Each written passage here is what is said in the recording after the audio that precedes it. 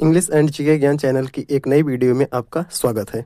आज का हमारा टॉपिक जो शुरू होने वाला है वो हिस्ट्री के क्वेश्चंस का है। इस टॉपिक में जो क्वेश्चंस रखे गए हैं वो परीक्षाओं के लिए बहुत ज़्यादा उपयोगी हैं, तो आप लोग इसको सीखने की कोशिश कीजिएगा। तो चलिए क्वेश्चन की शुरुआत करते हैं। पानीपत की पहली लड़ाई कब लड़ी गई थी? 1526 में, 1556 में, 1761 में या 1600 में?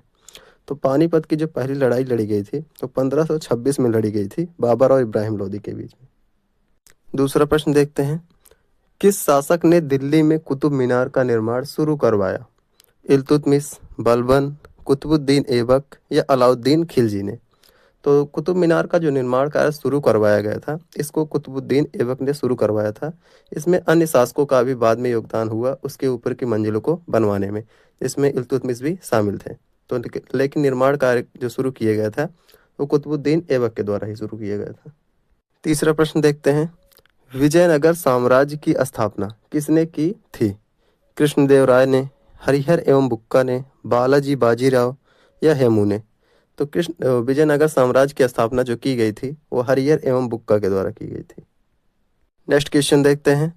मोहम्मद बिन कासिम ने भारत पर कब आक्रमण किया था? 712 ईस्वी में, 1025 ईस्वी में, 1192 में या 1526 में? तो मोहम्मद बिन कासिम जो थे उन्होंने 712 ईस्वी में भारत पर आक्रमण किया था और उस समय भारत में राजा दाहिर का शासन था और वो उनका मुकाबला नहीं कर पाए और मोहम्मद बिन कासिम भारत के अंदर प्रवेश कर गए थे। पांचवा प्रश्न देखते हैं। तुर्कों ने भारत पर सबसे पहले आक्रमण किया था? 712 ईस्वी में, 1001 ईस्वी में, 1206 ईस्वी में या 1526 ईस्वी में? तो तुर्क शासक जो था महमूद गजनवी को माना जाता है सबसे पहला आक्रमण करने वाला। तो उन्होंने जो आक्रमण किया था वो 1001 ईस्वी में किया था। कहीं कहीं पर 1000 भी दिया जाता है, तो ये लगभग में दिया जाता है। तो जहाँ पर दोनों में से कोई दिया रहेगा वही इसका राइट आंसर हो जाएगा। प्रश्न देखते हैं। चोल वंश की राजधानी कौन सी थी? मदुरै, तंजाउर, कांचीपुरम या वाराणसी? तो चोल वंश की जो राजधानी थी वो तंजाउर थी, जिसको तंजौर नाम से भी जाना जाता है। इसके पहले अन्य भी राजधानी इसकी रही थी, लेकिन सबसे प्रमुख जो थी वो तंजौर ही थी। तो यही इसका राइट आंसर हो जाएगा। नेक्स्ट क्वेश्चन देखते हैं। भारत की पहली महिला मुस्लिम शासिका कौन सी थी?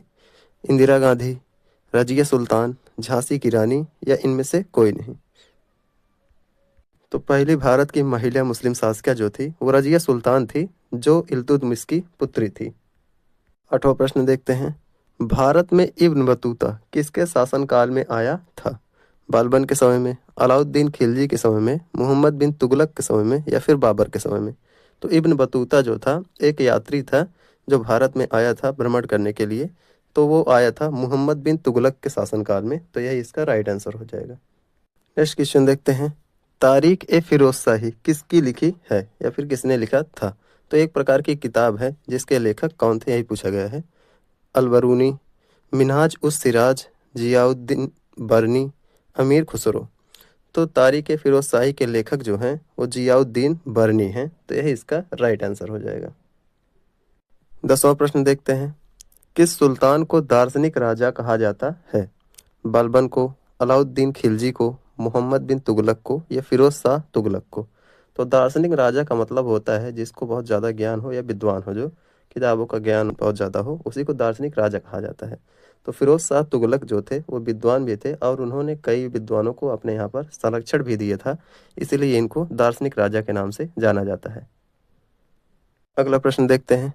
दिल्ली सल्तनत का संस्थापक कौन था? इल्तुतमिश, कुतुबुद्दीन ऐबक, अलाउद्दीन खिलजी या फिर बलबन? तो दिल्ली सल्तनत जो था उसका संस्थापक जो थे कुतुबुद्दीन ऐबक थे, जिनको लाख बख्श के नाम से भी जाना जाता है। अगला प्रश्न देखते हैं। किस मुगल सम्राट ने नवरत्नों की सभा रखी थी? बाबर ने, हुमायूं ने, अकबर ने या फिर औरंगजेब ने? तो नवरत्नों की सभा का मतलब यहाँ पर है 9 व्यक्ति थे जो अलग अलग विषयों में विशेष थे, उनको जानकारी बहुत ज़्यादा थी, तो उन्हीं को नवरत्न के नाम से भी जाना जाता है। तो इसकी जो सभा रखी थी वो अकबर ने रखी थी, तो इसीलिए इनको नवरत्नों की सभा रखने वाला कहा जाता है। नेक्स्ट क्वेश्चन देखते हैं। पानीपत की दूसरी लड़ाई किनके बीच हुई थी? बाबर और इब्राहिम लोदी के बीच, हेमू और अकबर के बीच, मराठों और अफगानों के बीच या अंग्रेजों और मराठों के बीच में? तो पानीपत की दूसरी लड़ाई जो हुई थी वो हेमू और अकबर के बीच में हुई थी, जिसमें अकबर की जीत हुई थी और हेमू पराजित हुआ था। तो ये लड़ाई कब लड़ी गई थी दूसरी, इसको आप लोग कमेंट में बताइएगा, पिछली वीडियो में आपको बता चुके हैं। अगला प्रश्न देखते हैं, मुगलों की आधिकारिक भाषा क्या थी? हिंदी, संस्कृत, अरबी या फिर फारसी? आधिकारिक मतलब जो वो अपने शासन काल में प्रयोग करते थे उसी को ही आधिकारिक भाषा कहा जाएगा। तो मुगल वंश के शासकों की जो आधिकारिक भाषा थी वो फारसी थी। यह इसका राइट आंसर हो जाएगा। अगला प्रश्न देखते हैं, विजयनगर साम्राज्य के प्रसिद्ध राजा कृष्णदेव राय किस वंश से थे? संगम से, सालुब से, तुलुब से या अर्स से? तो विजयनगर साम्राज्य जो स्थापित किया गया था उसमें कृष्णदेव राय जो थे वो तुलुब वंश के शासक थे। तो यही इसका राइट आंसर हो जाएगा। अगला प्रश्न देखते हैं, कौन सा मुगल शासक दीन ए इलाही संप्रदाय से जुड़ा था? बाबर, अकबर, जहांगीर या औरंगजेब? तो मुगल शासक जो अकबर थे ये दीन ए इलाही से जुड़े हुए थे। एक धर्म की स्थापना की गई थी, एक ऐसा संप्रदाय था जिसमें सभी धर्मों के मूल तत्वों को रखा गया था। अगला प्रश्न देखते हैं, प्रसिद्ध ग्रंथ अकबरनामा किसने लिखा था? अबुल फजल, बैरम खान, जियाउद्दीन बर्नी या फिर शाहजहां ने? तो अकबरनामा नामक जो ग्रंथ लिखा गया था वो अबुल फजल के द्वारा लिखा गया था। यह इसका राइट आंसर हो जाएगा। अगला प्रश्न देखते हैं, किसे भारतीय नेपोलियन कहा जाता है? समुद्रगुप्त को, चंद्रगुप्त को, अशोक को या अकबर को? तो भारतीय नेपोलियन का मतलब है, नेपोलियन एक राजा का नाम है जो फ्रांस के शासक थे और बहुत ज़्यादा ही पराक्रमी थे। तो इसी के नाम पर ही समुद्रगुप्त को भारत का नेपोलियन कहा जाता है, क्योंकि ये भी उन्हीं की तरह ही पराक्रमी थे। नेक्स्ट क्वेश्चन देखते हैं, शिवाजी ने कौन सा कर लगाया था? जजिया, चौथ एवं सरदेशमुखी, भूमि कर या फिर लगान? तो शिवाजी ने जो कर लगाया था, टैक्स का मतलब यहाँ पर जो कर लगाया गया था वो चौथ एवं सरदेशमुखी शिवाजी के द्वारा लगाया गया था। इसमें जो चौथ और सरदेशमुखी टैक्स लगाए गए हैं इसको इसलिए लिया जाता था ताकि पड़ोसी राज्यों की रक्षा किया जा सके। 20वां प्रश्न देखते हैं, औरंगजेब की मृत्यु कब हुई थी?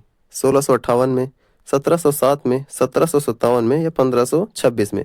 तो औरंगजेब की मृत्यु जो हुई थी वो 1707 ईस्वी में हुई थी। नेक्स्ट क्वेश्चन देखते हैं, ताजमहल का निर्माण किसने करवाया था? बाबर ने, हुमायूं ने, अकबर ने या फिर शाहजहां ने? तो ताजमहल जो है वो हमारे भारत देश की एक ऐतिहासिक धरोहर भी है। तो इसका निर्माण जो करवाया गया था शाहजहां के द्वारा करवाया गया था। नेक्स्ट क्वेश्चन देखते हैं, गोलकुंडा किस राज्य की राजधानी थी? विजयनगर साम्राज्य या फिर बहमनी, काकती, हैदराबाद?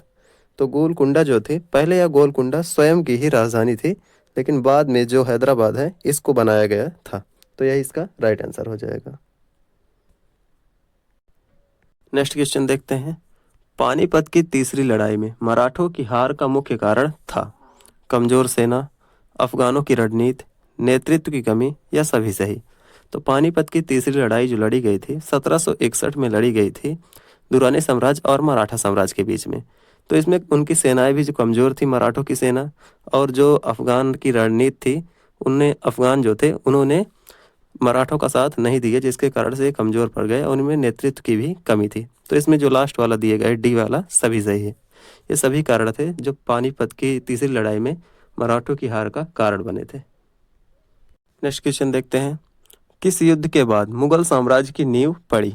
खानवा के युद्ध के बाद, पानीपत के पहले युद्ध के बाद, हल्दी घाटी के युद्ध के बाद या तालीकोटा के युद्ध के बाद? तो मुगल साम्राज्य जो थी उसकी स्थापना किसके द्वारा की गई थी, यही क्वेश्चन में पूछा गया है। तो पानीपत के पहले युद्ध से ही इसकी स्थापना की गई थी। और ये कब हुआ था इसका जवाब आप लोग कमेंट में दीजिएगा। नेक्स्ट क्वेश्चन देखते हैं, रानी पद्मिनी का संबंध किस राज्य से था? मेवाड़ से, मराठा से, विजयनगर से या बहमनी से? तो रानी पद्मिनी जो थी उनका संबंध मेवाड़ के राजा रत्न सिंह से था। तो ए वाला ही इसका राइट आंसर हो जाएगा। नेक्स्ट क्वेश्चन देखते हैं, शिवाजी के गुरु कौन थे? रामदास, चाणक्य, तानसेन या फिर कबीर? तो शिवाजी के गुरु जो थे वो रामदास थे। यही इसका राइट आंसर हो जाएगा। नेक्स्ट क्वेश्चन देखते हैं, किसे दिल्ली सल्तनत का वास्तविक संस्थापक माना जाता है? कुतुबुद्दीन ऐबक को, इल्तुतमिश को, बलबन को या अलाउद्दीन खिलजी को? तो दिल्ली सल्तनत का जो वास्तविक संस्थापक माना जाता है इल्तुतमिश को माना जाता है, क्योंकि इन्होंने कुतुबुद्दीन ऐबक के द्वारा निर्माण किए गए दिल्ली सल्तनत को एक स्थिरता प्रदान की थी और उसको आगे चल करके निर्माण भी किया था। इसलिए इल्तुतमिश को वास्तविक संस्थापक माना जाता है, जबकि अगर प्रथम शासक देखा जाए तो कुतुबुद्दीन ऐबक थे। नेक्स्ट क्वेश्चन देखते हैं। अलाउद्दीन खिलजी ने किसके आक्रमण से भारत की रक्षा की? मंगोलों से, मुगलों से, नादिर शाह से या अहमद शाह अब्दाली से? तो अलाउद्दीन खिलजी जो थे उन्होंने मंगोलों के आक्रमण से भारत की रक्षा की थी, जिसमें एक बहुत ज़्यादा विख्यात शासक भी था जिसको हम लोग चंगेज खां के नाम से भी जानते हैं। नेक्स्ट क्वेश्चन देखते हैं। प्रसिद्ध ग्रंथ पृथ्वीराज रासो किसने लिखा था? अमीर खुसरो, चंद बरदाई, सूरदास या फिर तुलसीदास ने? तो पृथ्वीराज रासो जो लिखा गया था वो चंद्र बरदाई के द्वारा लिखा गया था। यही इसका राइट आंसर हो जाएगा। टॉपिक का नेक्स्ट और आखिरी क्वेश्चन देखते हैं। बाबर ने किस भाषा में अपनी आत्मकथा तुजुक ए बाबरी लिखी थी? अरबी में, फारसी में, तुर्की में या संस्कृत में? तो तुजुक ए बाबरी जो लिखी गई थी तो तुर्की भाषा में लिखी गई थी, जो बाबर की मातृभाषा थी। तो आज का टॉपिक यहीं तक है। आशा है कि आप लोगों को समझ में आ गया होगा। तो रोज़ कुछ न कुछ इसी तरह से नया सीखते रहिए। फिर से मिलेंगे एक नई वीडियो के साथ। तब तक के लिए धन्यवाद।